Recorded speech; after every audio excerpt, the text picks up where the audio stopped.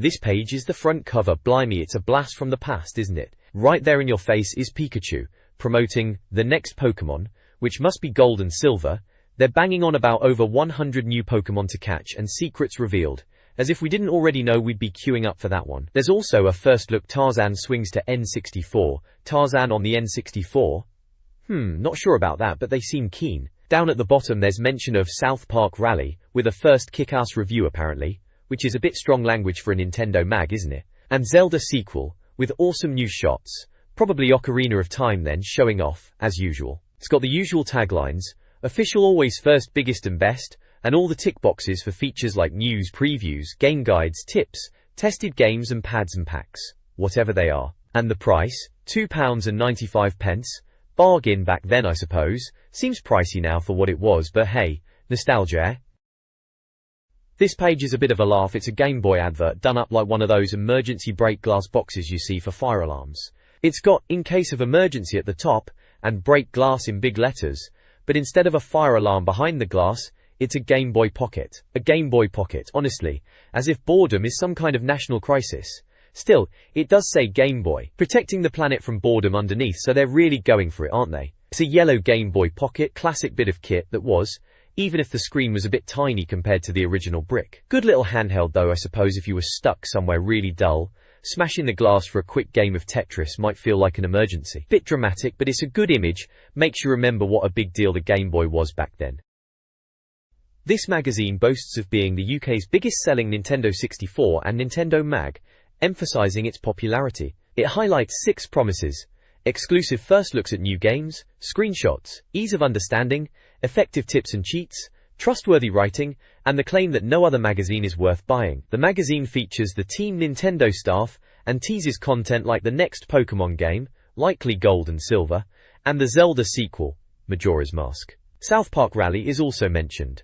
Contact information for mail, email, and phone support, with the bold promise to solve all Nintendo gaming problems, is provided. The overall tone is enthusiastic and confident, aiming to convince readers of the magazine's superior quality. This page is the magazine's front cover, and it's definitely hitting you with the big guns. Slap bang in the middle is Pikachu, grinning away, and above him in massive letters, "Only in this Nintendo official magazine." It's all about Pokemon Gold and Silver, as you'd expect at this time. First play, all you need to know, awesome gameplay, standard magazine hype, but everyone was properly buzzing for Gold and Silver back then, weren't they? They're promising info on every new monster, wicked items, and Pokemon trainers to battle. Page 6 if you're after that Pokemon goodness. Then there's a bit about Tarzan on the N64. Lord of the Jungle swoops onto the N64 in this cracking new Disney platform adventure. Tarzan was alright, a decent platformer, but everyone was waiting for Pokemon really. Page 16 for the Jungle Man. Finally, a game news section shouting, "New games! First and best, let's have a look. Battle Tanks 2, Duck Dodgers, Knockout Kings, Nuclear Strike, Star Wars Episode 1 Racer, Taz Express Winback, Zelda the Continuing Saga, and Mario Party 2. It's a mixed bag, some proper bangers in there like Mario Party 2 for multiplayer madness, and the Zelda game probably refers to Majora's Mask. The Continuing Saga sounds a bit dramatic for a title, but there you go. Page 86 if you want to read about any of those apparently. Classic front cover from back in the day, hitting all the right notes for what people wanted to read about. This issue of the magazine features a variety of content. Reviews include South Park Rally, A Bug's Life, Army Men Sarge's Heroes, Paperboy, and Supercross 2000. A Blagfest competition offers prizes like Super Smash Bros. Games and WWF WrestleMania 2000 carts. The Game Guide section provides tips for Jet Force Gemini and Donkey Kong 64, while your tips and your scores highlight reader contributions and the FIFA 99 Mega Challenge Final. There's also a total test buyer's guide for N64 games and accessories, and a section covering Game Boy Color games such as Dragon Warrior Monsters and Ms. Pac-Man.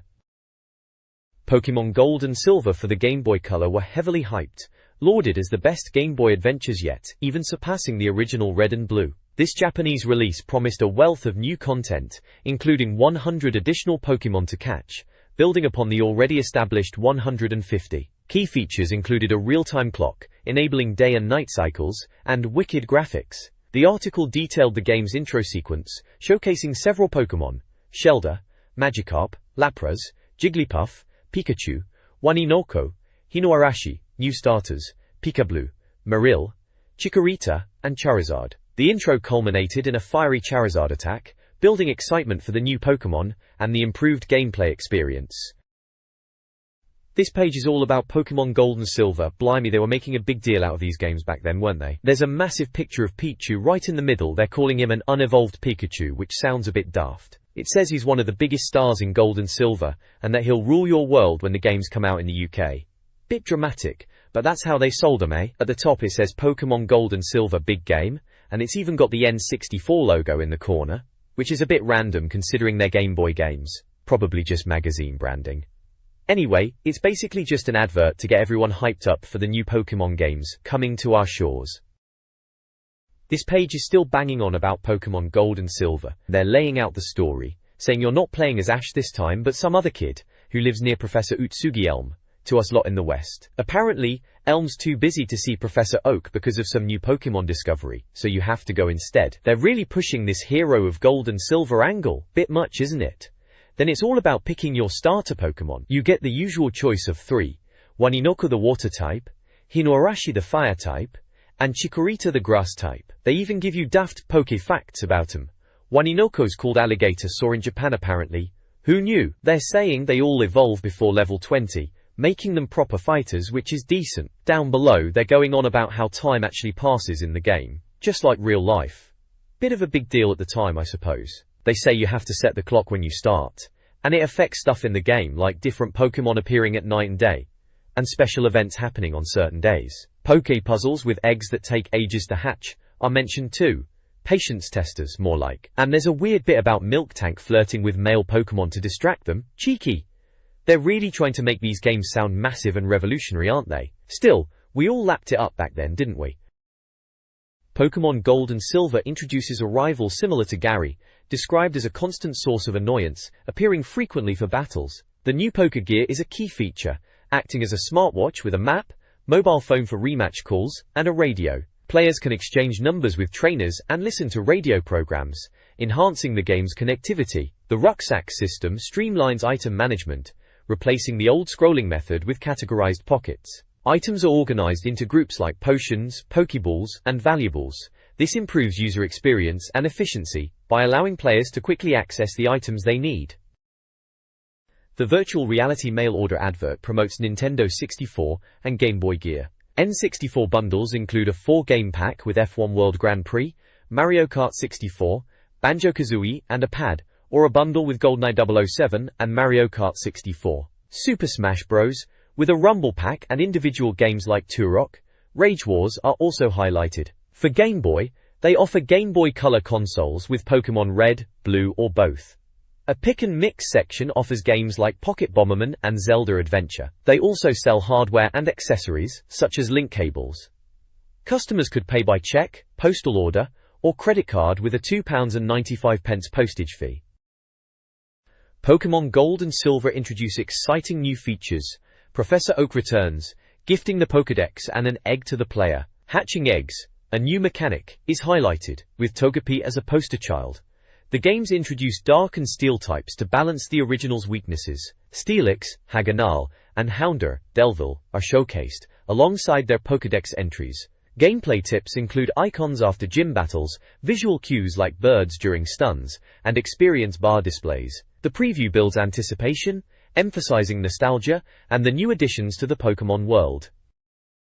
A preview from official Nintendo magazine showcases new Pokémon in Gold and Silver. The article introduces several new creatures: Pichu, a baby Pikachu, Purpurin, a pink, blob-like Pokémon, and Pii, a baby Clefairy. Snubbull, blue, is a normal type with surprising popularity, while Scizor, Hassam, is noted for its scissor-like claws. Gligar, Guragar, is a ground/flying type that stings with needles, and Sneasel, Nura, described as a powerful fighter, is actually a dark/ice type. Finally, Smeargle, Doboru, is a normal-type painting Pokémon. The preview also highlights improved graphics and the new feature of collecting nuts to create special Pokeballs, promising fresh content for players. This article previews the upcoming Gold and Silver games, highlighting new Pokémon. Capoeira, a normal type dancer, and Miltank, a ground type that distracts male Pokemon, are introduced. Happiness, a pre-evolved Chansey, also appears. Screenshots reveal a grassy gym and a spider Pokemon noted for being tricky to catch. The graphics are an updated version of Red and Blue, ALS. Multiplayer features trading and battling, with a time machine allowing trades with Red, Blue, and Yellow versions. However, there's a potential complication. Pokemon with Gold or Silver specific attacks may be untradeable. Breeding is discussed, with Pokemon of the same type left at the daycare resulting in an egg. The article speculates that the eggs will hatch into new baby Pokemon. The temporary name Tomanuts is mentioned, with the expectation of a name change for the final release. Get ready for Pokemon Gold and Silver. The article highlights the 8 new gym leaders: Hayato, Tsukushi, Akane, Matsuba, Shijima, Mikan, Yanagi, and Ibuki. Each leader awards a badge with special abilities, like Hayato's Wing Badge, allowing flash outside of battle. The article also mentions the Pocket Pikachu color, which connects to the Game Boy Color via infrared, enabling secret item trades and mysterious gifts without a link cable. The article builds anticipation, hyping Gold and Silver as potentially the best Game Boy games ever. While the US release is in September, UK fans will have to wait until Christmas. The next page is a full-on advert for South Park videos. Right then, South Park will kick ass this millennium, it shouts at you, proper loud and in your face. They're pushing the Series 2 Volume 9 video, which they're calling the final volume from Series 2. It's got the usual suspects on the cover: Stan, Kyle, Cartman and Kenny, looking a bit bewildered as usual. Down at the bottom they're flashing all the old VHS covers for Series 1 and 2. Blimey, they really milked that cow, didn't they? Every few episodes on a tape. That was the way back then. It does say, the whole of Series 1 and 2 are now available on video, which, well yeah, they have been for ages by the looks of it. And get this, they're already teasing, look out for the video release of the hilarious Series 3 coming later this year. Always gotta be looking ahead, these marketing types. Anyway, if you were into your South Park back then, and let's be honest, who wasn't at least a bit curious, then this is a reminder to go grab the rest of the video collection, especially if you missed that final volume of Series 2. Gotta catch 'em all, eh? Oh wait, wrong franchise. This page features a look at the Tarzan game for the N64, right on cue after the film came out, naturally. They're pushing it as a big game with wacky Disney characters and magical levels, ticking all the boxes for a platformer back in the day. There's a decent-sized picture of Tarzan himself, looking a bit blocky as you'd expect for the N64, swinging through the jungle. It's got that classic N64 feel to it, a bit blurry but colourful enough. The tagline says, "You've seen the smash hit Disney film, now relive the magic on your N64." Pretty standard stuff for tie-in games, really. It was a guaranteed seller. Disney and the N64 were a winning combo back then, even if the games themselves were a bit hit and miss. Still, Tarzan, swinging through trees collecting bananas, classic platforming fodder. They've slapped a bigger T on the page, I guess, for Tarzan. Subtle. And yeah, at the bottom it's the usual copyright stuff, from Burroughs and Disney and the Nintendo magazine logo. Page number 16. Just a straightforward game feature, no massive revelations, just a heads up that Tarzan was swinging onto the N64. This article previews the N64 game based on Disney's Tarzan, a 3D platformer from Activision slated for spring 2000. The game focuses on the iconic swinging through the jungle gameplay, with action, platforming, and Clayton the Hunter as the primary antagonist. Players will face animal enemies, engage in minigames, and master swinging and racing. Tips highlight the challenge of stopping Clayton and his allies, along with the importance of using magic moves, vine swinging, and tree climbing. The game promises plenty of beasts, the villain saber, and thrilling vine sliding. Screenshots showcase classic N64 jungle environments and characters. This page jumps right into controlling Tarzan on the N64, showing you the ropes with a picture of the chunky controller. They're running through the basics: 3D stick to move Tarzan about and dodge enemies, the Z trigger to pick up items by pounding the earth, which sounds a bit dramatic, and the B button for chucking fruit at critters. Then there's the A button for jumping and grabbing vines. Essential Tarzan stuff, obviously. The C buttons are for knife attacks and throwing animals about, which is a bit of a laugh. Professor Porter is there, bless him, giving a quick briefing. Seems like the typical know-it-all character, world's leading ape expert they call him. Right. Deep in the forest covers the story. Tarzan being raised by gorillas, Kala looking after him after Saber, the leopard, caused trouble. Then Clayton shows up to ruin the jungle peace and capture gorillas, naturally. Ace Animals section bigs up the fact you'll see film characters like Turk, who's your helpful mate, Tanta the scaredy cat elephant who can launch you up high, and Saber, the nasty leopard who killed Tarzan's parents, and will be a boss fight no doubt. It's all standard platformer fare really, but with a Tarzan coat of paint. You get a few screenshots showing the game's jungle levels and characters in action, looking fairly typical N64 3D platforming stuff for the time, jungle environments and blocky character models, but you know, it did the job back then. This guide helps you get started in Tarzan, big game on the N64. Welcome to the jungle, highlights tips from Turkhead characters, and using fruit as your primary weapon. Collect Tarzan tokens for extra lives. Going Ape focuses on vine swinging and tree slides, emphasizing obstacle avoidance. Look for green ivy on trees, which often hides collectibles. Goodies to grab details the game's collectibles. Bananas restore health, colored fruit acts as bombs, and Tarzan tokens grant extra lives. Collect the 6 Tarzan letters for a film clip, and 4 monkey sketches to unlock a bonus game. Finally, find the knife, your dedicated weapon for tough enemies. This article previews the N64 game, Tarzan, Big Game. The game appears to be a platformer with levels focusing on dodging enemies like elephants and gorillas. Bonus games, unlocked by finding monkey sketches, offer additional challenges. Minigames include a bird race where you collect tokens while avoiding obstacles, and a rapids ride, which requires dodging whirlpools and crocodiles. The game also features a boss battle against Saber, the leopard, with tips provided on how to defeat him. The article is highly positive, praising the game's bosses and bonus content. It concludes with the author's prediction that N64 owners will enjoy the game. The article also hints at more Disney game reviews in the same issue. Jupore. This page is a full-on advert for the Equalizer cheat cartridge for the N64. Remember these things. It promises to make cheating death easier than ever, which, let's be honest, back then was a big deal when games were properly hard. The advert boasts about features like freeze mode for pausing the game, and a code generator for finding cheats. It lists benefits such as infinite lives, extra weapons, infinite health, extra vehicles, extra characters, and infinite ammo basically, everything a cheeky gamer wanted back in the day. They're really pushing the idea that you can become indestructible and access hundreds of the hottest cheat codes. It even claims you can program new codes yourself and has a VRAM viewer for looking at game graphics, which sounds a bit technical for a cheat cartridge, maybe showing off a bit there. They're really going for it, saying it's the UK's best-selling N64 cheat cartridge, and even quoting reviews from Nintendo World and Arcade magazine, giving it top marks, which is pretty standard advert stuff. At the bottom, there's a phone number to order, and a website address, codejunkies.com, classic late 90s stuff. It's priced at £19.99,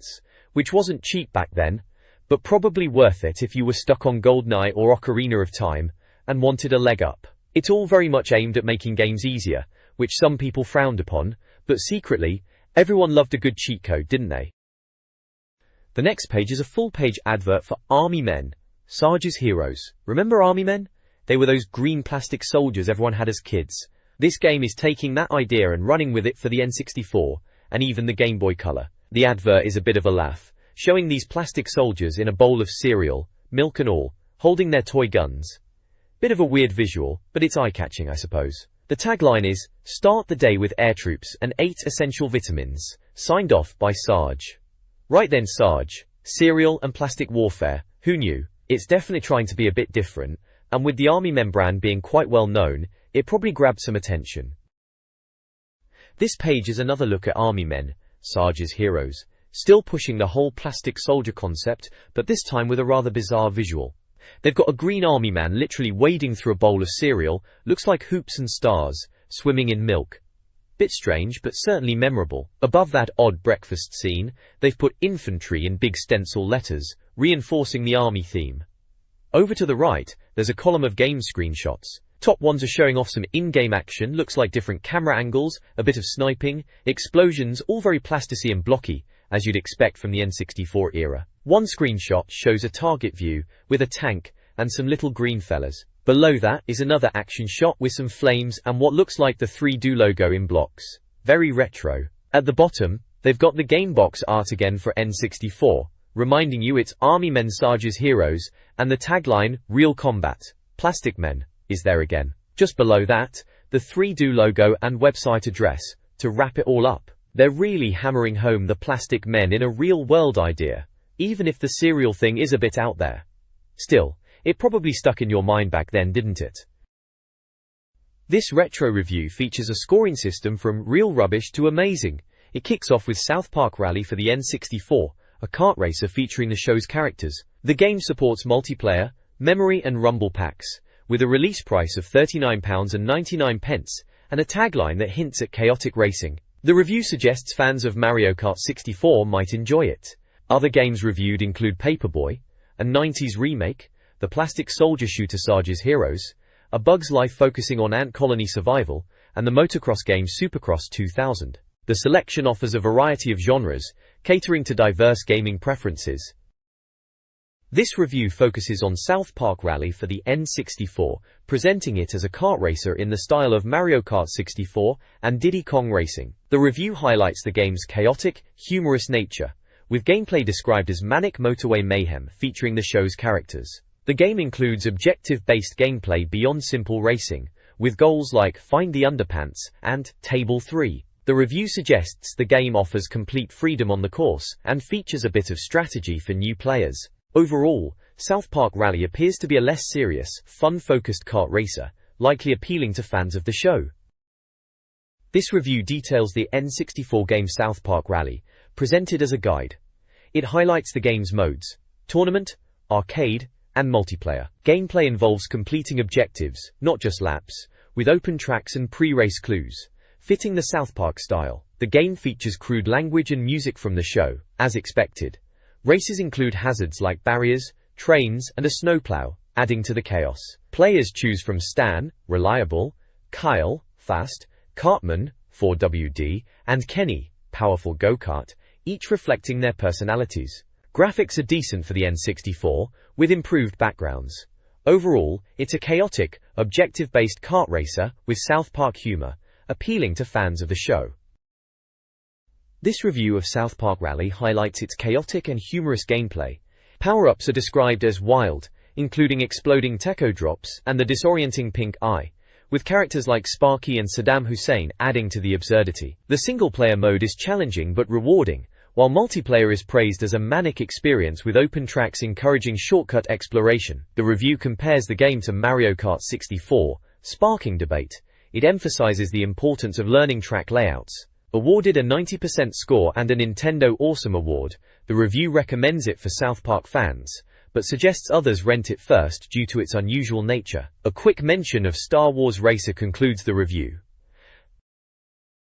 This review focuses on the N64 game A Bug's Life, released in January 2000. The game, based on the Disney film, puts players in control of Flick as he defends his ant colony across 15 levels. Despite the promise of a funniest platform adventure, the review is overwhelmingly negative. While the character models were decent, the backgrounds and sound effects were lacking.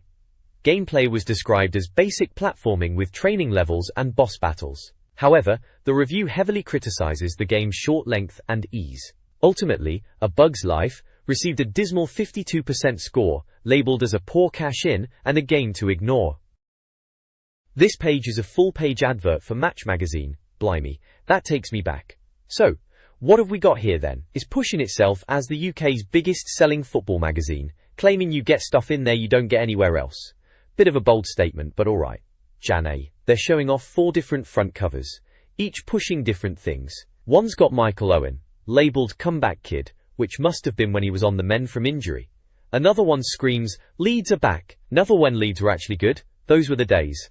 Ryan Giggs is on another cover, talking about winning being like losing if you don't smash teams. Typical Giggsy. And then Beckham is kicking off on another cover, always a safe bet to put Becks on the front. They're highlighting the best results service, the best posters, the best competitions, and the best stars. Basically, everything a young footy mad kid would want in it. Posters of your favourite players, competitions to win stuff, and all the results you could ever need. It's all very straightforward, no messing about. Match it simply the best.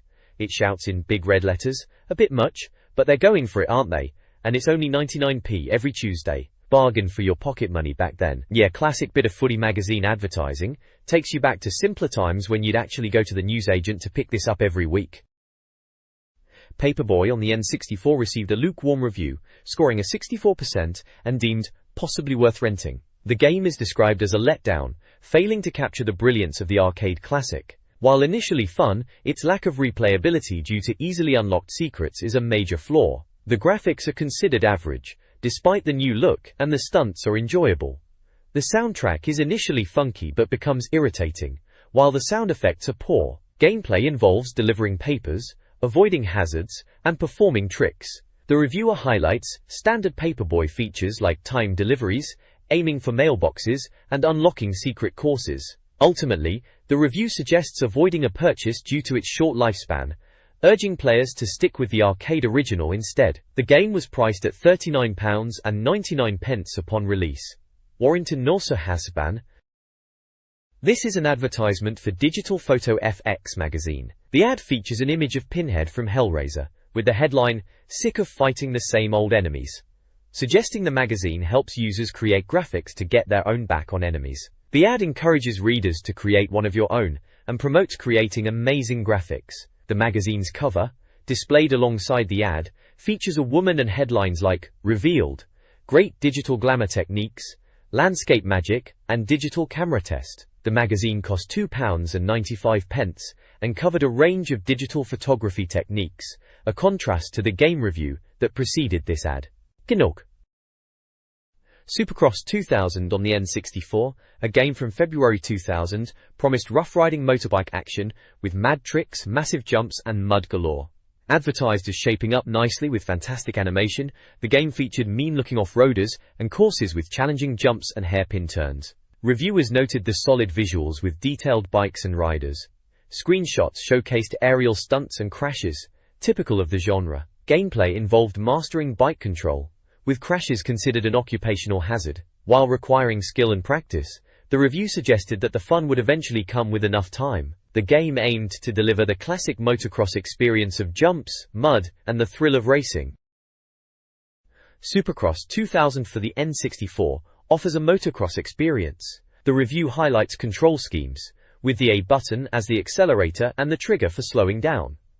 The 3D stick controls rider weight for cornering and tricks. While not a simple button masher, the game emphasizes technique and body weight for navigating tracks. It features various modes: season, single race, freestyle, and two-player. Season mode is touted as challenging, while single race focuses on style and freestyle on showing off. The multiplayer mode is present, though the review notes the potential absence of a full grid of racers. Overall, it promises a typical motocross experience with jumps, mud, and the excitement of the sport on the N64. Supercross 2000 emphasizes freestyle with trick style, featuring massive jumps and a variety of stunts like Can-Can and Superman. The game aims for realism with the US Supercross season recreated across 14 tracks, plus 11 additional tracks including stunt arenas in cities like Tampa and Daytona Beach, Cheshire. A potential downside is the bike sounds and commentator voices, which might be irritating. Detail.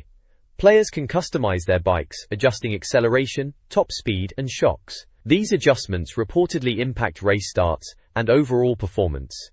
Jail. Supercross 2000 boasts a roster of 25 riders, including notable names like Jeff Emig. The game shines with its replay features, offering multiple camera angles, including a handlebar cam. Tracks dynamically change during races, adding realism and challenge. While the two-player mode is limited to one-on-one, it features freestyle trick challenges. Mastering the game will take time, ensuring extended gameplay. Nintendo Official Magazine awarded it 85%, praising its realistic feel and visuals, although noting the controls can be challenging, and the two-player mode could be improved. The review also mentions a related Evil Knievel game, on the Game Boy Color. Army Men. Sarge's Heroes on N64, released January 26th, pits green plastic soldiers, led by Sarge, against the Tan Army. The game, priced at £44.99, features multiplayer, and supports N64 accessories. Players battle through plastic world and real-world environments like kitchens and bathrooms, rescuing Bravo Company from General Plastro. The gameplay involves classic Army Men weaponry, including bazookas and tank-busting action. While the graphics are noted as somewhat sparse, and camera angles are criticized, the game offers engaging sandbox levels and missions. Ultimately, the review suggests it isn't as stellar as GoldenEye, but it still delivers enjoyable, mindless blasting action. The review of Sage's Heroes for N64 praises its fun gameplay, featuring 9 playable characters with unique skills and a variety of weapons. While the single-player campaign isn't extensive, the multiplayer mode is considered enjoyable, despite camera issues that make it difficult to track other players. The game includes a diverse arsenal of toy soldier-themed weapons and silly real-world weapons. However, the soundtrack is disappointing. Sage's Heroes receives a 79% score, with the camera being the primary drawback. The review recommends renting the game before purchasing it, suggesting it provides mindless fun despite its flaws. This page is a bit of a weird one. It's using that old nursery rhyme, "The sun has got his hat on," but it's definitely an advert for Resident Evil. Looks like they're trying to lighten the mood a bit, using bright colors and sunny skies with yellow flowers in the background, which is a funny contrast to zombies and survival horror. It's shouting Resident in big red letters, and then out on N, so yeah, Resident Evil for the Nintendo 64 then. Down at the bottom you've got the Virgin Interactive and Capcom logos, so that's the distribution and the developer sorted. Bit of a strange way to advertise a zombie game if you ask me. All sunshine and nursery rhymes, but I guess they wanted to stand out. This page carries on the same theme as before. Looks like they're really hammering home this sun's got his hat on thing for Resident Evil 2. It reads, "Has got it on, P hooray has got on, and Evil 2 is 64 today." Evil 2 is 64 today is pretty clear. Resident Evil 2 on the N64. They've kept the sunny sky background. The yellow flowers are still there. It's still a really odd way to sell a zombie game, all bright and cheerful, but hey, maybe they thought it would grab your attention. Again at the bottom you've got the Capcom and Virgin Interactive logos, so yeah, it's all above board and official. Still reckon it's a bit of a strange approach for Resi 2, but who am I to judge? It's their marketing budget. The website computerandvideogames.com aggressively promotes itself as the go-to source for gaming news, highlighting exclusive scoops from late 1999. Notable announcements include the PlayStation 2 launch date, the Dreamcast versions of Quake 3 Arena, and Sega's online service, SegaNet, a Game Boy version of Tomb Raider, and early details on Metal Gear Solid for PS2. The site aimed to be a comprehensive gaming resource, offering news, reviews, previews, and more, essentially functioning as an early digital magazine. This page is all about the Game Boy Color, proper handheld gaming back in the day. They're banging on about being experts and only recommending good stuff. Which is fair enough, you'd hope so from a Nintendo mag. They've reviewed a bunch of games. Dragon Warrior Monsters gets a mention, must be trying to ride the Pokemon wave, talking about stealing Pikachu's thunder and all that. There's also Ms. Pac-Man, always a solid classic, and then a mixed bag of stuff like Bounced Evil Knievel, Mr. Nuts, Space Invaders, Tasmanian Devil, and Turok Rage Wars. Bit of everything there. Platformers, puzzles, retro blasts, even some dino shooting action. The Game Boy Color itself is front and center, bright yellow one, can't miss it, with Dragon Warrior Monsters showing on the screen. Looks like they are pushing the new games for the Color handheld, a good mix to keep you busy on your travels.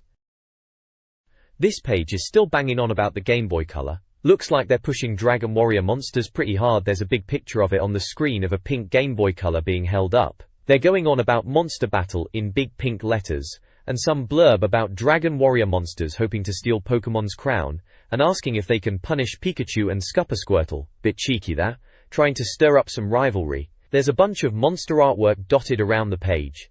A colourful bird thing, a wooden hand monster, a blue dragon-looking chap, and a red-winged beastie. Seems like they are really trying to pitch this Dragon Warrior Monsters game as the next big thing for the Game Boy, trying to muscle in on that Pokemon craze. Can't blame them for trying to cash in, everyone was doing it back then.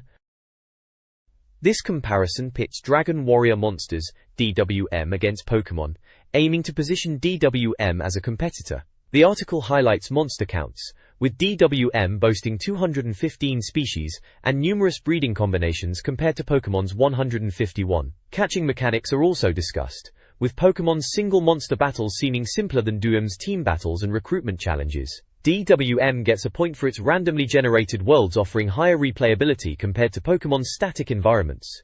Ultimately, the article acknowledges Pokemon's dominance, citing its widespread popularity through cartoons, trading cards, and merchandise. Despite praising DWM, the conclusion is that Pokemon reigns supreme, emphasizing its cultural impact and ending with a nod to Pikachu. This article reviews 4 new Game Boy Color titles: Dragon Warrior Monsters, a Pokemon-like game with over 200 monsters, earns a 90% and is recommended for fans of the genre. Evil Knievel, a stunt bike game, receives an 83% and is praised for its fun gameplay once mastered. Turok Rage Wars, a dino-blasting adventure, gets an 82% and is noted for its ambitious scope, though possibly easy.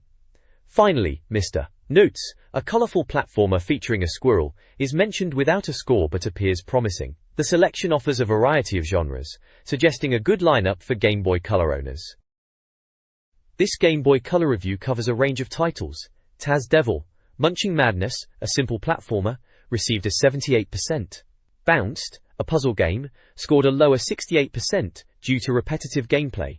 Ms. Pac-Man Special Color Edition, featuring both Ms. Pac-Man and Super Pac-Man, earned a strong 91% and an awesome tag for its addictive gameplay. Space Invaders, a retro classic, was praised for its addictive qualities, earning an 86%. Finally, Mr. Nuts, a squirrel platformer, was given an 81% and is aimed at younger players. Overall, the review highlights a diverse selection of games for the Game Boy Color, with something for different tastes. Goo.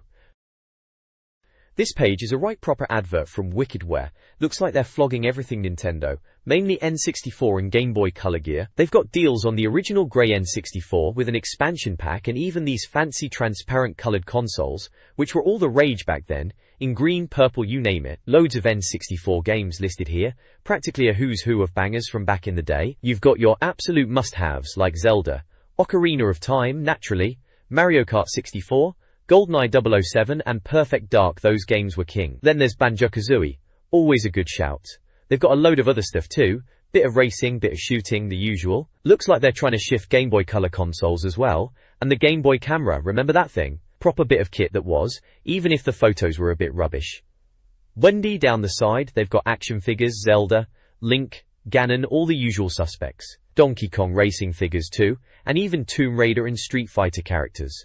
For the younger gamers, looks like they're pushing Pokemon and Donkey Kong beanies. Then there's all the extras. N64 controllers, rumble packs and memory cards. All that jazz. Standard stuff you needed back then to get the full N64 experience. Pretty comprehensive Nintendo shop, this Wickedware place. This Nintendo magazine section, Total Test, reviews all things Nintendo, updated monthly. Yoshi hosts, offering hints. It covers new N64 gear, including rumble packs and steering wheels, and has a Gotta Get 'em section, sales/rental charts, and 5 of the best classic games. Bargain bin recommendations are also included.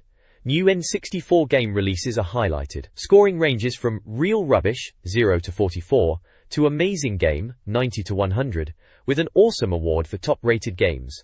Resident Evil 2 is hyped as potentially the goriest game on the N64. The section also includes a quick flick, suggesting a look at Tarzan. This month's Total Test highlights upcoming and reviewed games. Get It Now includes Resident Evil 2, deemed terrifying. Next month, Toy Story 2 is anticipated, followed by the highly anticipated Perfect Dark in 2 months. Pokémon Stadium arrives in 4 months, and Turok 3 in 6. Reviews this month include Aero Gauge, 41%, Blast Core, 81%, Cruisin' USA, 54%, and Cruisin' World, 83%. All-Star Tennis 99 scored 70%, Body Harvest, 88%, Bomberman, 64, 68%, and Destruction Derby 64, 84%. Also feature All-Star Baseball, 99 and 2000 both scored 90%, Diddy Kong Racing, 92%, and Donkey Kong 64, 96% received awesome awards. Other reviewed games include Doom 64, 78%, Duster Move 2 and 3, 81% and 85%, Duke Nukem 64, 86%, and Duke Nukem 0 Hour, 92%. Also reviewed, Armorines, 88%, Banjo-Kazooie, 96%, Buck Bumble, 64%, Carmageddon 64, 58%, Castlevania, 56%, Chameleon Twist 2, 67%, Charlie Blast, 75%, Command & Conquer, 64%, Bass Hunter, 64, 67%, Beetle Adventure Racing, 91%, and Earthworm Jim 3D, 81%. Platformers and shooters seem to be favored. This review covers various Rumble packs for the N64 and their compatibility with different games. The Rumble packs range in price and features, from the basic Blaze Jolt pack to those with memory and rechargeable batteries. The reviews then highlight a diverse range of games and their scores, with highlights including the acclaimed GoldenEye 007, ISS-64, and the FIFA titles. Racing games like F-Zero X and F1 World Grand Prix 2 also received high praise. The games are a mixed bag, and while the official Nintendo Rumble pack is recommended, there are other alternatives available. This page reviews N64 memory packs and a diverse selection of games. Datal memory packs are reliable but expensive, while Joytech offers good value. The official Nintendo controller pack remains the top choice. Game reviews include Lamborghini, 76%, ISS 98, 93%, Jet Force Gemini, 93%, Lilat Wars, 90%, Liloa's Astro Lanes, 71%, Milo's Astro Lanes Sub-Zero, S 44%, Monaco GP 86%, Monster Truck Madness 61%, and Multi-Racing Championship 70%. The page concludes with a brief mention of sports games, highlighting ISS 98, NFL Quarterback Club, Mario Golf, FIFA 99, and All-Star Baseball 2000 as top picks. This article reviews various N64 steering wheels, focusing on the Wicked Wheels test. Highlighted wheels include the high-end Formula Race Pro, the G64 steering wheel, the ASCI wheel, the budget-friendly V3FX racing wheel, the one-handed Ultra Racer 64, and the 360-degree spinning Vortex wheel. Other options include the N64 wheel with force feedback, the Top Drive Plus with rumble and a leather wheel, and the table-clampable Race 64 Compact. Prices ranged from £40 to £60. The article also reviews N64 games, including Mystical Ninja and its sequel, several basketball titles, NBA Pro, NBA Courtside, NBA Live, NBA Jam, football games, NFL Quarterback Club, NFL Breakaway, and ice hockey games, NHL Pro, Olympic Hockey. Additional game reviews covered Off-Road Challenge, Quake, Penny Racers, Rakuga Kids, Pilot Wings 64, and Rainbow Six. The article suggests a strong push for racing experiences on the N64. Electronics Boutique is running an N64 promotion featuring a top 10 sales chart and game reviews.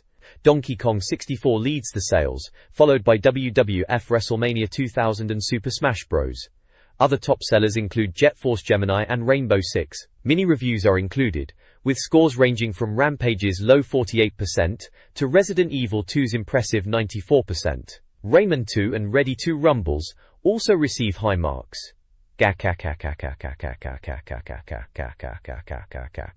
Additionally, a blockbuster rental chart reveals Super Smash Bros. As the most rented game, with Jet Force Gemini and Rugrats following. The rental chart highlights the value of trying games before buying due to the cost of N64 games. This page reviews N64 controllers and games. The official Nintendo controller is still considered the best overall, but various third-party options like the Mirage, HyperPad Plus, and Manta Ray offer specialized features. Game reviews include Rogue Squadron, 90%, Shadow Man, 93%, South Park, 90%, and Super Mario 64, 92%, all highly praised. Others, like Rugrats, Treasure Hunt, 57%, and Superman, 49%, received poor scores. Notable titles with mixed reviews include Rush 2, 74%, 1080 Snowboarding, 90%, and Star Wars Episode 1 Racer, 74%. The reviews highlight the N64's diverse library, with both hits and misses characteristic of the console. This N64 game review roundup highlights a diverse selection of titles. High scores were awarded to games like Zelda, 97%, lauded as a pinnacle of gaming, and Turok 2, Seeds of Evil, 94%, and Turok Rage Wars, 93%, celebrated for their intense action. Wrestling games such as WWF Attitude, WWF Warzone, and WWF WrestleMania 2000 all performed well, scoring in the 90s. Other notable titles included Wipeout 64, 87%, Worms Armageddon, 83%, and Yoshi's Story, 88%. Games like Top Gear Rally and Wave Race 64 received respectable scores. However, some games, such as Wily Golf and Xena Warrior Princess, received lower scores. The article also provided brief mentions for other titles, with varying degrees of quality. This late 90s advertisement for Gameplay.com highlights a sale on N64 consoles and games. Deals included standard N64s and bundles like the N64 console plus GoldenEye or Zelda 64 for £89.99. A buy more, save more sale offered discounts on individual games, with a diverse selection spanning racers, platformers, and fighting games. The ad also pushed second-hand games with a discount offer, and advertised Win64 accessories like carry cases and rumble packs. Completing the 90s vibe, the ad featured cool furniture like inflatable chairs, along with racing wheels and cheat cartridges. The ad concludes with a classic mail order form, embodying the simpler times of gaming. This official tips section promises working tips, updated monthly, and features a diverse selection of N64 games. The games covered range from Bass Hunter to Xena Warrior Princess, including popular titles like Diddy Kong Racing, Super Smash Bros., and Pokémon. Readers can submit their high scores and utilize a tip service. .ina. The section provides specific cheat codes and strategies for certain games. Jet Force Gemini tips involve multiplayer head locations and totem unlocks. Ready to Rumble gets a first ever tip, revealing secret fighter unlocks based on championship mode progress and a button-mashing Rumble flurry move. Finally, a teaser for Donkey Kong 64, promising more guides in the issue. This page provides tips for various Nintendo 64 games. It begins with basic controller icon explanations. For WCW Mayhem, the tips reveal cheat codes for unlocking wrestlers and modes. Roadsters offers cheat codes entered as driver names to unlock extras. The majority of the tips offers Super Smash Bros., detailing how to unlock characters. Players can change Pikachu's outfit during character select, unlock Captain Falcon by finishing the game in under 20 minutes, Luigi by completing bonus practice 1 with all 8 starting characters, and Jigglypuff by defeating her in a challenge. A vague silly stuff section for Roadsters mentions car selection and transmission. The tips primarily focus on cheat codes and unlocking characters, particularly for the popular Super Smash Bros. This article offers N64 gaming tips and cheats. It starts with a philosophical tip from Nintendo, then moves to a debunked Donkey Kong 64 rumor. A Rugrats cheat unlocks a secret level. Shadow Man has ending variations based on player choices. Mirror tracks are revealed for Star Wars Racer, Diddy Kong Racing and Revolt, unlocked through specific actions. Gauntlet Legends weapons scale with level, and Hybrid Heaven allows playing as the alien or president with cheat codes. Hot Wheels provides access to special cars and unlimited turbo via button sequences. Donkey Kong 64 reveals the use of banana fairies to unlock features like the Donkey Kong rap, minigames, and cheat mode. Finally, the article ends with the magazine's helpline details for troubleshooting gaming issues. This page offers gaming tips and advertisements. For Pokémon on N64, it provides type advantages against gym leaders.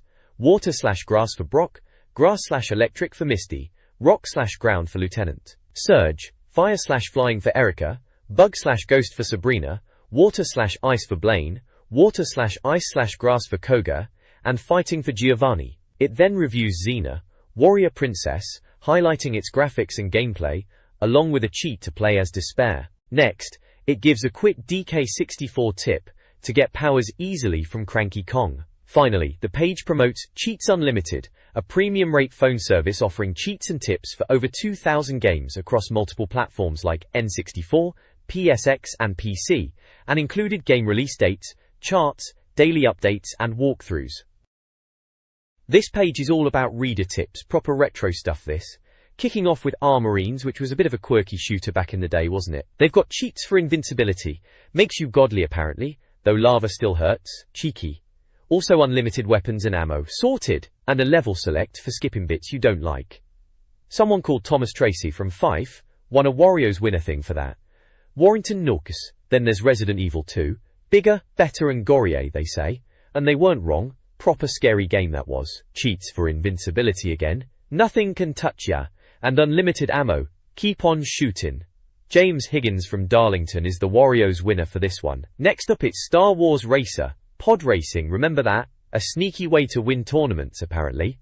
It's a loads of money cheat. Basically, you flog all your good parts before a tournament and replace them with rubbish, making the opposition weaker. Donald Strayton from Hamilton sent that in. Another tip from winner. Lastly, Knockout Kings 2000 boxing game. Heavyweight, hard-hitting codes for this one. It's all about making it look more cartoony, oversized gloves, and big heads. Pause the game and bash in a button combo for big heads or big gloves. A bell rings if you get it right. Alan Hanna from Lisbon is the tip from for this. Good bit of fun that, making boxers look daft. This section provides tips for various classic games. For Jet Force Gemini, the key to defeating the cricket bosses on the Lupus stage is strategic weapon use and timing. Use the machine gun, then switch to rockets. In Donkey Kong 64, unlocking the arcade game requires the gorilla grab ability from Cranky Kong and completing a series of steps at the game's location. For Rayman 2, the advice is to navigate the Cave of Bad Dreams by avoiding obstacles and using platforming skills. GoldenEye multiplayer tips include using Oddjob's small size in Assassin's mode on the Siberia level and playing bullet tag with specific kill orders for points. Finally, a GoldenEye player seeks invisibility tips for the Archives level, while a Zelda competition offers a controller prize for answering a question. This page is all about your scores, showcasing readers' attempts to beat some pretty specific challenges on the N64. They've got sections for Beetle Adventure Racing, Mario Golf, Star Wars Racer, and Banjo-Kazooie. For Beetle Adventure Racing, it was all about the fastest time on Metro Madness, with Martin van Duren from Holland taking the top spot. Mario Golf had a speed golf challenge on any course, and Chris Webb from Abbeydale aced that one. Blimey, Chris Webb seems to be a bit of a whiz as he also topped the Star Wars Racer challenge on the Baru Coast track. He's clearly got the force strong with him. Or maybe just a fast finger on the A button, eh? Banjo-Kazooie had a jiggy hunt in Freezy Peak, and then another challenge in Treasure Trove Cove, both for fastest times, with generic Spanberg from Sweden doing the business in Treasure Trove Cove. They've got little snippets of advice for each game challenge too, like using shortcuts in Star Wars Racer, grabbing all those jiggies in Banjo, practicing rhythm in Mario Golf, and knowing where guards are lurking in GoldenEye Statue Park level. It's quite quaint looking back at these challenges. Simple times for simple gaming pleasures, wasn't it? Always good to see people getting their names in the mag for their gaming prowess back in the day. The Your Scores section of the magazine warns against cheating, despite regularly showcasing glitches.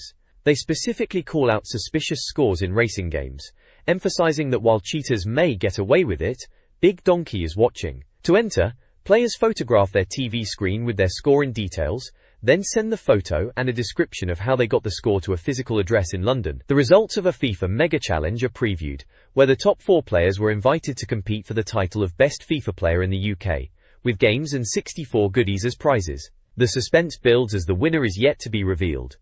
Finally, players could win official Nintendo controller pads or rumble packs by topping the high score leagues. The FIFA Mega Challenge culminated in a competition between Andrew, Daniel, Matthew, and Gareth. Each participant had a photo and a quote. Andrew, Liverpool; Daniel, Ipswich; Matthew, Liverpool; and Gareth, Cambridge, competed in a series of FIFA matches. Final match saw Gareth and Daniel tied at 5 points, but Gareth won due to goal difference. Matthew didn't win any games. Gareth won the grand prize, selecting Donkey Kong 64, Resident Evil 2, and Super Smash Bros. As his reward. All players received a steering wheel controller and a t-shirt. The Rare Mega Challenge was a Donkey Kong 64 competition organized by Rare, the game's creators. Players competed to achieve the highest score in Ramby's arena and submit photographic proof. The challenge required players to complete specific in-game objectives before accessing the arena. The top 4 scorers were invited to Nom Towers for a multiplayer battle arena final. Random selection determined characters, battle arenas, and game settings. Entries closed on February 22, 2000, with the final on February 26. If a finalist couldn't attend, their spot was forfeited. The competition had a Ramby Hiscore leaderboard, and prizes included a copy of Donkey Kong Country. The article also mentions Mad Cat steering wheels were prizes for the competition. This is a guide to Jet Force Gemini, part 2 of a walkthrough focused on exploring, saving tribals and defeating Mizar. The guide, likely from a gaming magazine, opens with strong praise for Rare's work. The guide then breaks down several levels. Goldwood Outset covers basic objectives like finding items and keys.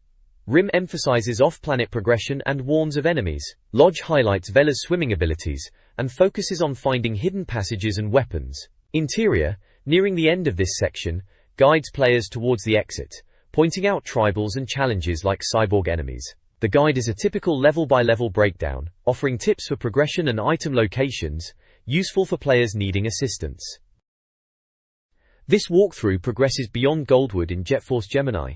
The space station introduces spooky elements and tribal locations, using flamethrowers and dead ends. Next, Passageway emphasizes jetpack use, jetpads, and electric tunnels, with the fin ship part available. Depository is a maze-like cargo hold, with black drones, tribals, and a yellow key. Walkway Peak features tall buildings, flooded passages, and a multiplayer arena accessible by a totem.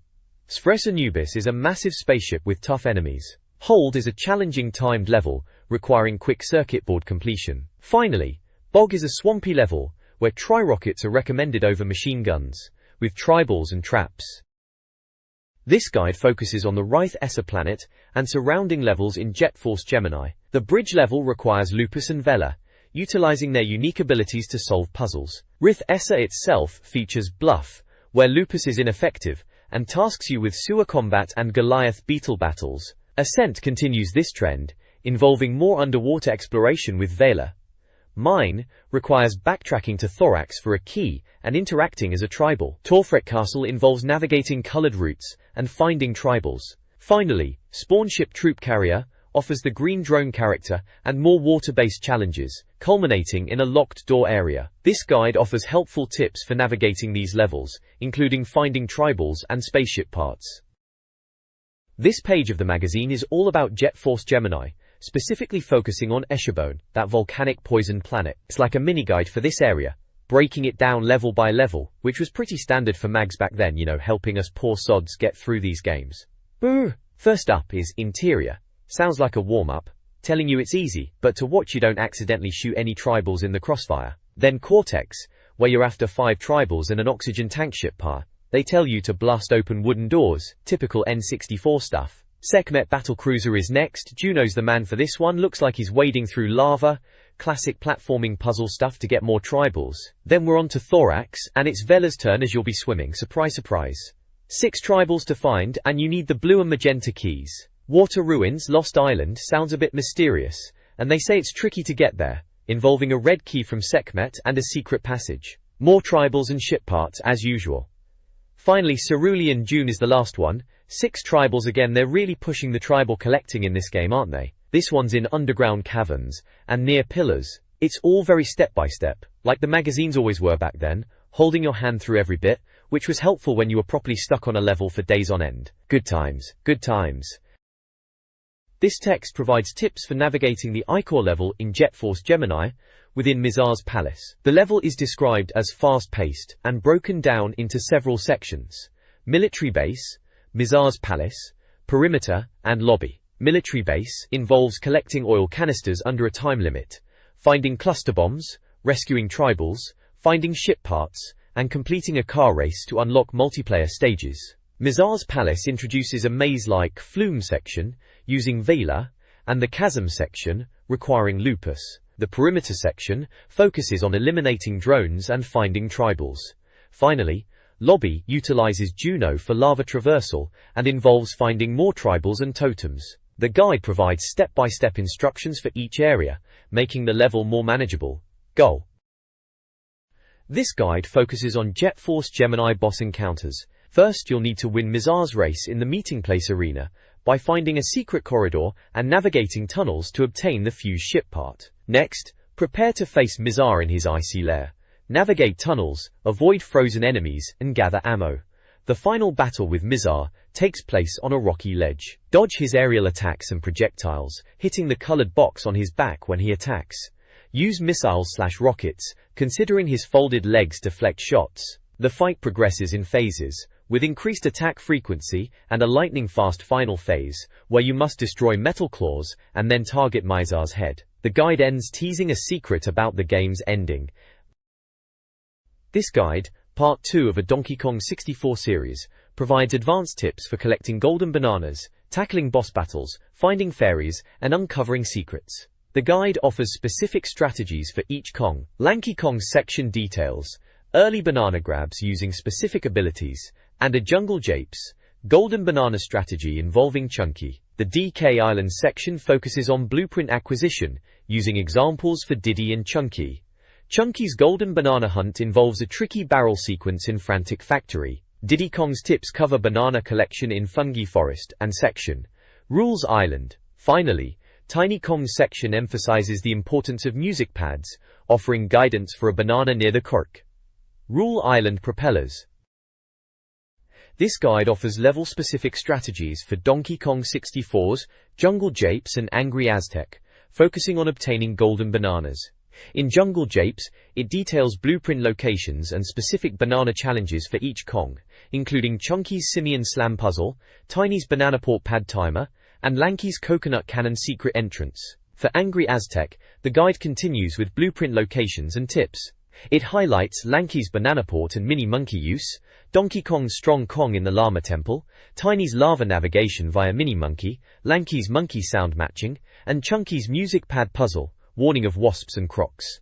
The page offers essential advice for players aiming for 101% completion. Frantic Factory in Donkey Kong 64 is packed with golden bananas, requiring skillful use of each Kong. Donkey Kong earns bananas by mastering the DK arcade game and utilizing Strong Kong. Diddy Kong uses his Simian Spring for challenges in the R&D and production rooms. Lanky Kong navigates tricky pipes, plays a matching game, and uses Banana Port Pad 4. Chunky Kong relies on his brute strength, battling enemies, and primate punching. Tiny Kong utilizes her mini monkey barrels, navigating camera angles, and using Banana Port Pad 4. The level features music pads, switches, and challenge barrels, with Banana Port Pad 4 being a key element. The level is designed with the goal of achieving 101% completion in mind. Treecat. Gloomy Galleon in Donkey Kong 64 involves collecting golden bananas and Casplats, with each Kong having specific objectives. Donkey Kong focuses on the lighthouse, a pirate seal, and a race, with objectives related to switches and barrel blasts.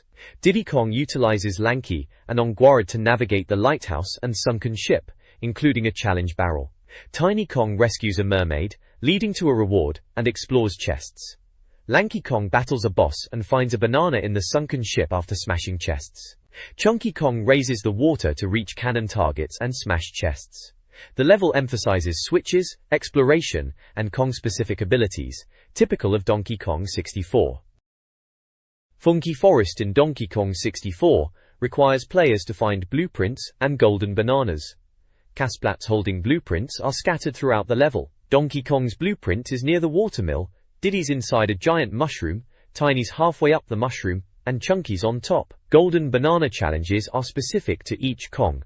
Donkey Kong uses levers in the watermill, sequence 21,132, and Simian Springs. Diddy wakes an owl and completes a flying challenge. Tiny fights a spider boss. Lanky gets his banana after the final boss. Chunky defeats a dragon using TNT barrels. The level offers a variety of tasks to collect all the rewards. Creepy Castle in Donkey Kong 64 is the focus. Players should check their totals for 15 banana medals to receive something from Cranky Kong, likely the jetpack.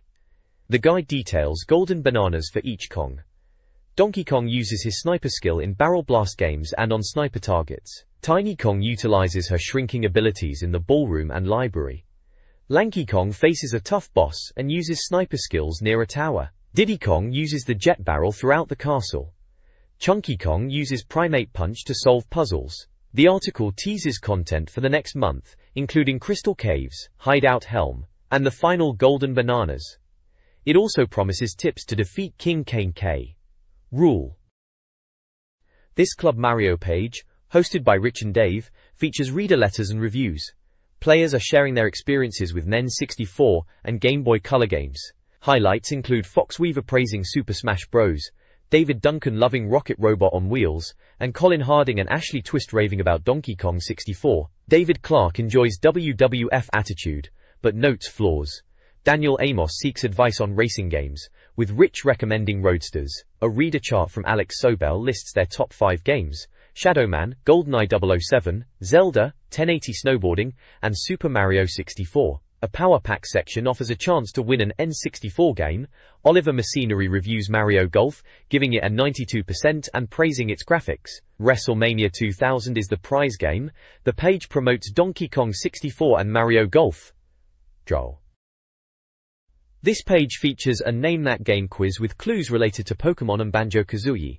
An Ask Miyamoto section reveals discussions about a potential 3D Pokemon adventure on the GameCube, referred to as Dolphin, and the future of Game Boy Advance games. Miyamoto hints at innovation and praises the value of cartridges despite advancements in RAM. Reader letters cover topics like console swaps, the cost of the Donkey Kong 64 expansion, and game trades. Discussions about football games arise, with praise for International Superstar Soccer Millennium over FIFA. Finally, a reader suggests a Mario and Banjo crossover, which is dismissed by one editor, though another muses on the potential of Luigi and Kazooie teaming up.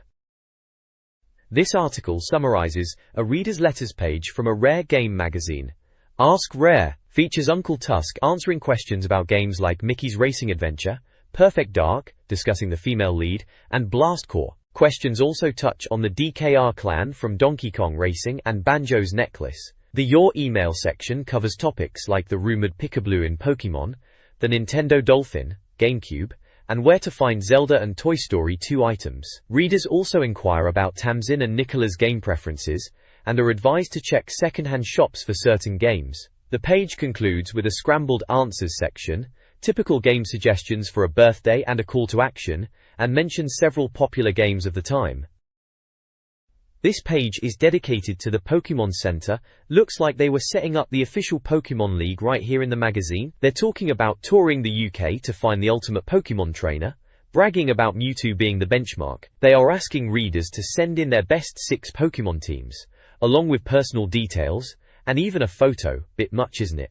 Norsa has many. Then there's a Challenge Me section featuring Dave, the NOM editor, who fancies himself as a top trainer. He's laying down the gauntlet, saying his Mewtwo team is unbeatable, and he'll take on anyone who dares to challenge him. Sounds like he's been glued to his Game Boy Color for months. They mention they've had tons of entries already for the league and are keeping an eye out for poker cheaters cloning Pokemon. Honestly, some people take it too seriously. Finally, there are profiles of a few trainers, Michael, Joe, Christian and Sayabhan, with their Pokemon teams and levels listed out. These guys are clearly putting in the hours. Some of those levels are pretty high. They even give little comments on their teams, bit of feedback from the magazine. Good snapshot of the Pokemon craze. Back in the day, everyone was obsessed with leveling up their teams. Wasn't a bad time to be a kid, if you ask me. This page showcases the reader's poke art. Seems they were flooded with Poliwag drawings, bless 'em. Must have been a popular little fella. They're asking for ghastly drawings next time, so folks should get scribbling. There's a few drawings on display. One of Weezing versus Poliwag, a cute Poliwag and a stronger Poliwag, all very imaginative from the young'uns. They even name a few artists, John Zeepvat, Tom Whitmore, Joseph Farrar, Richard Ashcroft and Benjamin Snedden. Good on 'em getting their names in print. Below that, there's a quick how to draw ghastly guide, dead simple 3 steps, anyone could manage that. Then we have Pokemaniac of the Month, which is a lad called Guy Cramthorne, from Ghoul. Apparently, he's got a cracking Pokemon collection, and some fancy gadgets that aren't even out in the UK yet. Show off! He's getting a Game Boy Color and Pokemon Blue for Christmas. Lucky sod. And he's pictured with his Squirtle and Pikachu plushies. Warrington. Finally, there's a Pokemart section, plugging the new Topps Pokemon cards hitting the UK. They're based on the telly show, and shops are stocking the American versions, so they must be the ones to have. Apparently, there are shiny ones to collect, and you can even piece them together to make bigger pictures. Bit like Panini stickers, really. Gotta catch 'em all, eh? This text reminisces about a Pokemon-themed magazine from the past, likely focusing on Pokemon Red and Blue. It highlights reader tips for the game, including advice on battling specific Pokemon like Poliwag, Poliwhirl and Moltres. Players also shared strategies for earning money, such as rebattling the Elite Four. The magazine featured creative content like Ultimate Poke Warrior, a humorous Frankenstein Pokemon mashup, and a riddle identifying Kingler. It also included an advertisement for the official Nintendo magazine Pokemon Master Guide. The article concludes with standard magazine elements like staff credits and publishing information, evoking nostalgia for printed gaming magazines. Club Mario is hosting a Blagfest, giving away N64 and Game Boy Color games. Prizes include 3 copies of WrestleMania 2000. Question: Which wrestler was an All-American football star? 3 copies of Rocket, Robot on Wheels. Question. What's the amusement park name? 10 copies of Dragon Warrior Monsters. Question. What's the adventurer's name? 3 copies of Super Smash Bros. Question. Which Nintendo hero isn't in the game? And 3 copies of Armorines. Project SW.ARM. Question. What are the Deadly Privates called? To enter, send your answer, name, age, and address to the magazine offices in London, specifying which competition you're entering. This page showcases mail-order advertisements for Nintendo products from the late 1990s. New Age Consoles Limited primarily sells N64 hardware and games, including UK and import versions, new and used. Their extensive game list features titles like Donkey Kong 64, Jet Force Gemini, and Smash Bros., with cheaper second-hand options. They also offer Game Boy Color consoles, games, and Pokémon merchandise. Console King, on the other hand, focuses on cheat codes for various consoles, including N64, through premium-rate phone numbers. They also sell N64 consoles and bundles, as well as Game Boy accessories and Pokémon merchandise. Both companies utilize mail order with websites and email addresses. This page is Nintendo news, front and center as always, proper in your face red and white lettering. It's all about Mario Party 2 this time, blimey, another one already. It says here it's a party game, obviously, and it's slated for late 2000. All your Nintendo faves, loads of new games, fab 4-player fun. Standard marketing spiel really. They're banging on about Bowser causing trouble again, invading peaceful Mario Land, and it's our job to stop him by playing loads of board games. Sounds about right for Mario Party. There are some little screenshots. One shows the carts hoovering up coins with magnets, another with some crane game picking up mushrooms, and one with some sort of shell blocking game. Looks like your typical minigame madness, good for a laugh with mates. On the side, they've got the Nintendo 64 game rundown Battle Tanks 2, Duck Dodgers, Legend of Zelda, the continuing saga, Mario Party 2, Nuclear Strike, Taz Express and Winback, all listed with page numbers. And for the Game Boy Color, it's Knockout Kings, Star Wars Episode 1 Racer, and Tomb Raider. Always a mix of stuff coming out, isn't it? Nothing massively surprising there. Mario Party 2 is obviously the star of the show on this page though.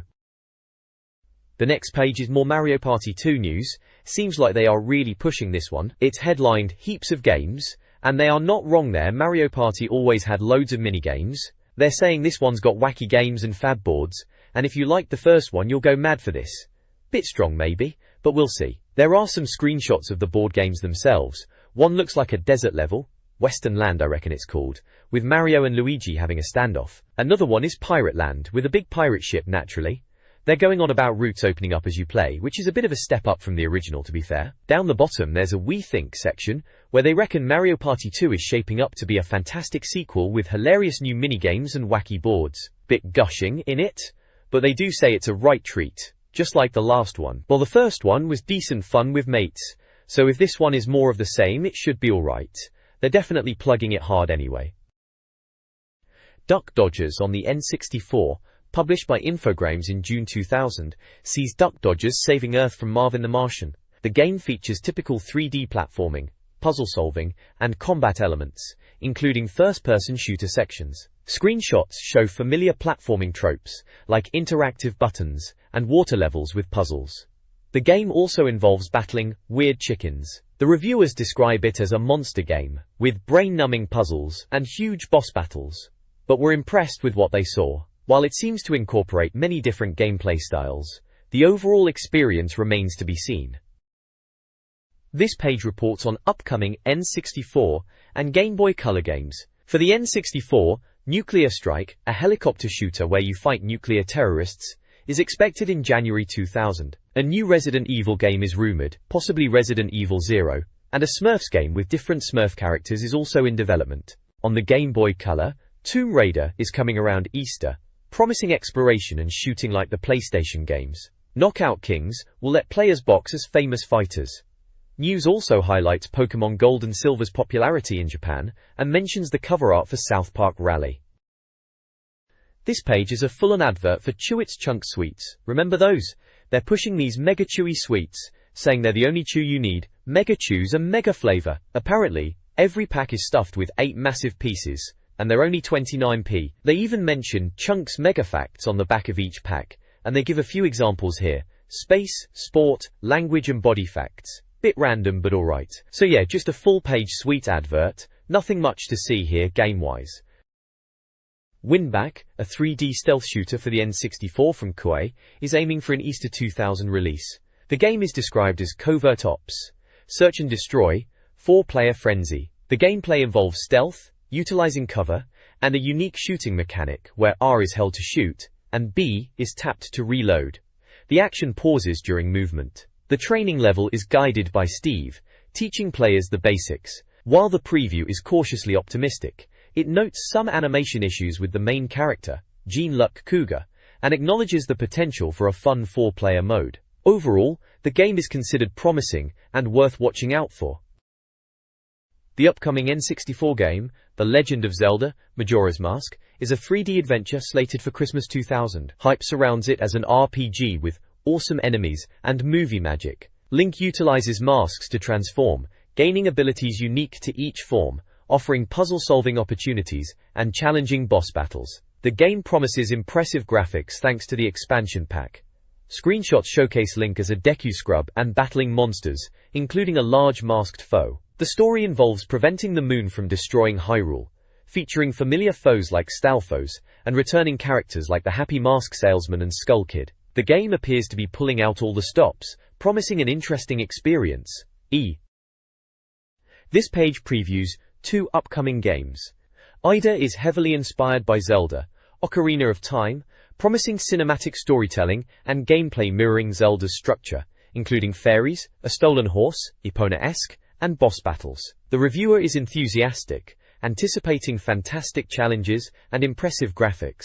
Battle Tanks, a tank combat game by 3Do, features awesome explosions and a focus on destructible environments in a post-nuclear 2002 setting. Players will battle international gangs across the US and Europe. The reviewer highlights the potential of its single-player campaign and praises the multiplayer mode. This page showcases various prizes from 90s-era competitions, targeting a younger audience. Prizes included Pokémon games and merchandise, such as Game Boy Color games, posters, and toys. Higher-tier prizes featured a Sega Dreamcast, Donkey Kong 64, an N64 color console with games, and a Sony PlayStation. Other offerings included a Silver Combi TV and video, WWF wrestling merchandise, a mini Hi-Fi, Adidas Predator boots, a Panasonic mobile phone, and a Neo Geo Pocket Color. 2 competitions are highlighted, Go 4 Goals and Prize Buster, offering chances to win prizes like TVS, PlayStations, and even a Pentium 2 IPC, accessed by calling premium rate numbers. Banjo-Tooie for the N64 promises mind-blowing action across 8 massive worlds. Rare is expanding on the original, with Kazooie able to wander solo, playable mumbo-jumbo, and deathmatch multiplayer. ECW Hardcore Revolution is bringing violent wrestling to the console, with barbed wire matches.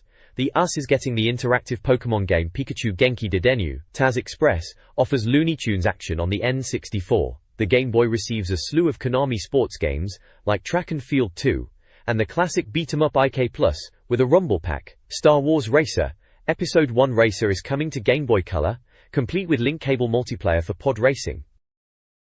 This page is an advert for the next issue of Nintendo Official Magazine. They're laying it on thick, claiming to be the biggest and best, as they always did, didn't they? 6 promises they reckon they keep, basically saying, they're the place to go for Nintendo 64 news first, which was important back then. They're promising loads of game info, easy reading, good tips, trustworthy writers, and being good value for money. Looks like the big game they're pushing next month is Perfect Dark, calling it a world-exclusive preview. Perfect Dark, yeah, from Rare, same lot as GoldenEye. Big hype around that one. They're promising missions, multiplayer better than Bond, amazing graphics, and gun-toting mayhem. Sounds like they're confident. Under Updated, there's Rally Masters, another racing game for the N64, and ECW Hardcore Revolution, that wrestling game they mentioned on the previous page. Then in Reviewed we've got Nuclear Strike, Helicopter Shoot 'em Up, and TGR2, some off-road racer.